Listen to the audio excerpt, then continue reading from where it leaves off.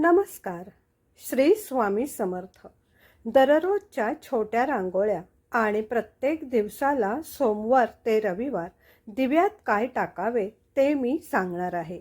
असे 21 दिवसांचा संकल्प करून आपल्या चॅनलवर 21 दिवस विविध छोट्या आणि शुभ रांगोळ्या दाखवणार आहे. तुम्ही सर्व माझ्या सोबत आहात हे मानूनच पुढे जात आहे. चला तर मग सुरुवात करूया. तर पहिल्या दिवशी म्हणजे सोमवारी देवाजवळ असणाऱ्या दिव्यात किंवा आपण बाहेर लावतो त्या दिव्यात पहिल्या दिवशी सोमवारी आपण टाकतोय तांदूळ. या अक्षता टाकायच्या आणि मग मी रांगोळीला सुरुवात करत आहे. पहिली रांगोळी आहे छोटीशी शिवलिंगाची. सोमवारी आपण शिवाची आराधना करतो, त्यामुळे पहिली रांगोळी छोटीशी शिवलिंगाची आहे आणि ती मी एका पेपर प्लेटमध्ये काढली आहे.